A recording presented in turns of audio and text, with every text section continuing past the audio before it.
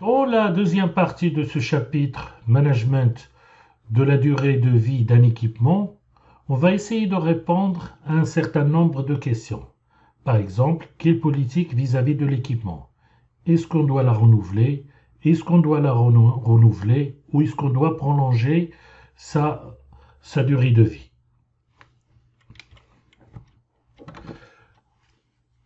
Le cas de revente de l'équipement. Le prix de revente d'un équipement est lié à l'amortissement de celui-ci. L'amortissement, c'est la perte de valeur engendrée par la dépréciation économique du bien. Usage plus ou moins intensif, l'âge, l'obsolescence technologique, etc. C'est-à-dire toute cause dont les effets sont irréversibles. Cas de revente de l'équipement. Exemple d'une voiture.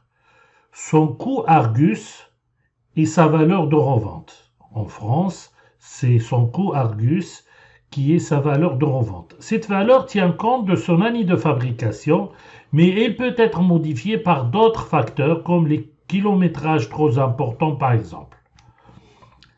Cas de revente de l'équipement.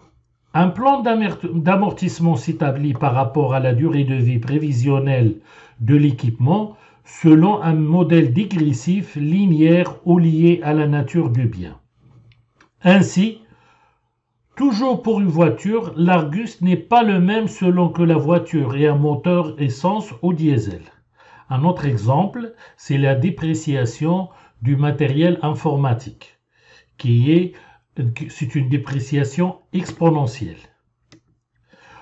On appelle taux d'amortissement l'inverse de la durabilité prévisionnelle. Par exemple, si la durabilité prévisionnelle de l'équipement est de 2 ans, le taux sera de 50%.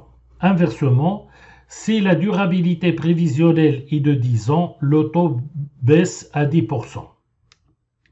Pour calculer l'amortissement annuel d'un équipement, il faut connaître son coût d'acquisition, CA, son taux d'amortissement, TA, le temps, petit t, sur lequel on veut amortir au prorata des 12 mois.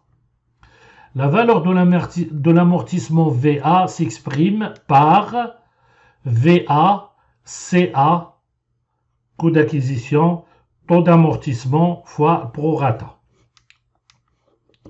Cas de revente de l'équipement. Un matériel a été acheté le 1er janvier 1998 pour une valeur de 15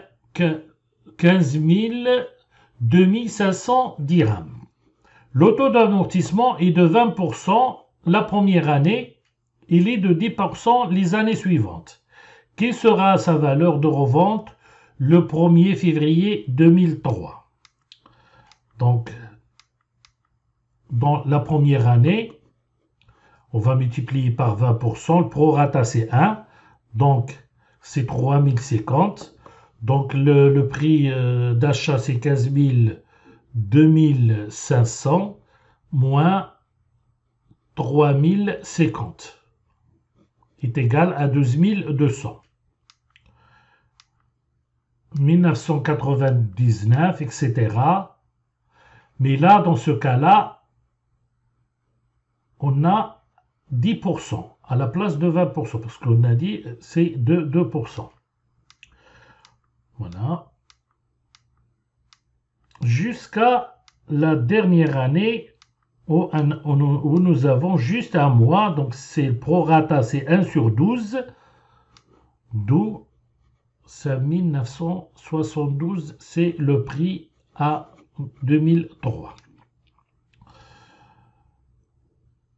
On va revenir au LCC. Donc la LCC de revente, tout à l'heure on a parlé de l'asymptote, dans le capsule numéro 1, on a parlé de l'asymptote. Donc il nous donne TR. Mais si mais voilà, c'est la valeur de LCC moins la revente. On voit que l'asymptote, il va se déplacer vers ce point-là. Il va être inférieur à TR, c'est TR', donc il va être inférieur à TR. L'intérêt du LCC. C'est un indicateur de criticité économique d'un équipement. R, le ratio LCC sur le coût d'acquisition.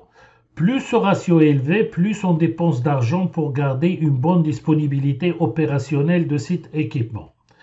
C'est le cas par exemple au Maroc des voitures en essence ou bien voitures en diesel. Voitures en essence, l'indicateur de criticité est supérieur parce que le carburant il coûte plus cher.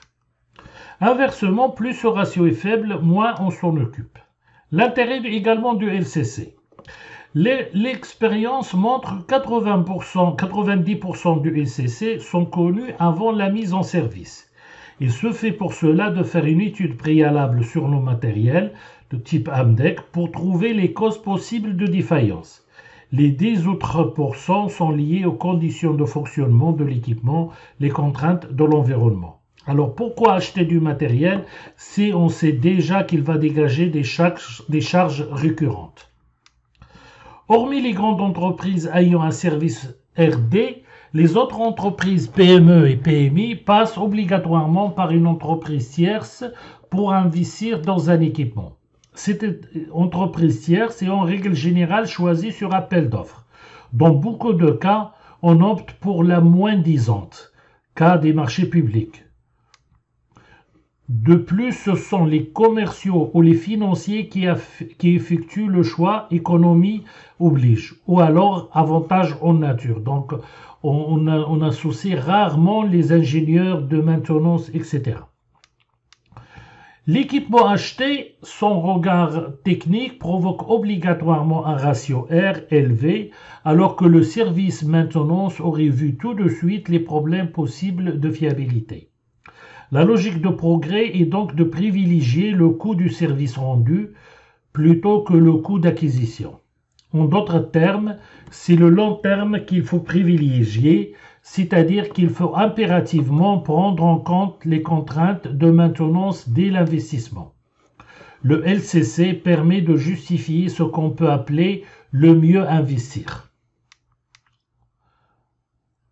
Coût moyen annuel de maintenance. Le budget maintenance est annuel. C'est le responsable maintenance qui le définit. Il comprend deux parties, le fonctionnement, les investissements. Il s'établit le plus souvent par planification des besoins compte tenu des dépenses antérieures et de la politique maintenance adoptée pour chaque équipement. Budget de fonctionnement, main-d'œuvre interne, encadrement, pièces de rechange, consommables, prestations externes, fluides, formation. Le budget d'investissement, c'est la modernisation des machines, l'amélioration, les dépenses exceptionnelles et le matériel de maintenance inventariable. Le LCC va être un élément important dans la prise de décision des dépenses à planifier. Il évite en particulier les dérives de dépenses. Coût moyen annuel de maintenance. Donc le coût moyen annuel de maintenance l'année N est égal au coût d'acquisition plus la somme de A jusqu'à N, le coût de la maintenance plus le coût d'indisponibilité, moins le prix de revente sur N. C'est la cumul des coûts de défaillance.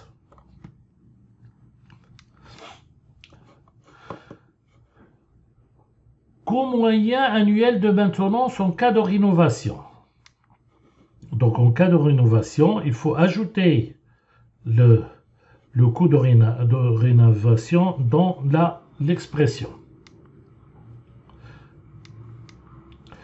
Actualisation des coûts. Les coûts doivent être exprimés en dirhams ou en euros constants, comme on l'a vu dans le capsule numéro 1. Ils doivent donc être actualisés. En France, par exemple, l'INCE fournit tous les ans l'indice K à la consommation, c'est le taux d'intérêt de l'argent.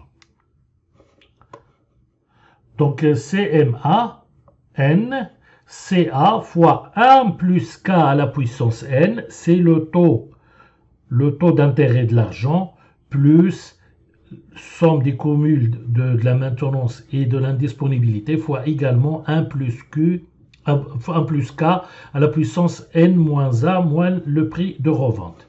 Au Maroc, on a le commissariat au plan qui donne ce genre d'indice. Durée de vie économique. Donc, le coût de la maintenance annuelle, il va commencer à baisser. Jusqu'à un moment donné, il va commencer à augmenter. Cette partie-là, on l'appelle la durée de vie économique. La courbe d'évolution du coût moyen annuel de maintenance passe par un minimum. Donc, voilà. À un instant T, on ne connaît pas les coûts de la maintenance précédente. Si on veut envisager une politique de renouvellement, il va falloir extrapoler cette courbe. On compare la courbe précédente avec celle des coûts cumulés de défaillance C. L'intersection A des deux courbes a lieu plus loin que la durée de vie économique. On peut prolonger l'exploitation de l'équipement au-delà de la durée de vie économique. Le CMA constitue une bonne estimation du budget prévisionnel jusqu'au point A. Au-delà, les coûts de défaillance deviennent trop importants. Il faut prendre des... Quelle politique vis-à-vis de l'équipement? Est-ce qu'on doit prolonger sa vie? Est-ce qu'on doit le rénover? Est-ce qu'on doit le reformer et donc le renouveler? Donc voilà le budget maximal admissible. Si on prolonge la vie, on voit que l'intersection est ici. Donc voilà. Si on effectue une rénovation, donc on va dépenser de l'argent, mais on va quand même gagner ce temps-là, par exemple de 6 ans et demi jusqu'à 10 ans.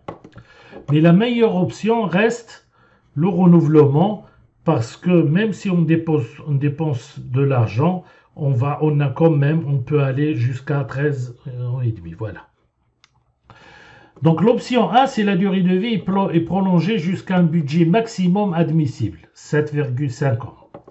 C'est l'exemple qu'on a traité tout à l'heure. C'est la solution économique à court terme, mais la plus onéreuse à moyen terme, à partir de 10-11 ans.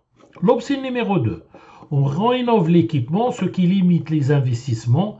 La durée de vie est prolongée jusqu'à 10 ans. Par contre, l'équipement va fatalement se déprécier plus vite, ce qui aura un impact sur une éventuelle revente. L'option numéro 3, l'équipement est renouvelé, remplacement à l'identique. Bien qu'à court terme l'investissement soit important, c'est la solution la plus rentable à partir de la 10e année. Alors, quelle option choisir? Il n'est pas question de conclure ici en disant que c'est l'option numéro 3 qu'il faut prendre. Les conseillers ne sont pas les payeurs. La décision d'investir est liée à de nombreux facteurs propres à une entreprise à un moment donné. L'environnement économique contextuel, stratégie de l'entreprise à moyen ou à long terme. Nous considérons donc que cette question comme un prétexte à réflexion que tout responsable maintenance doit avoir à un moment ou à un autre. Merci de votre attention.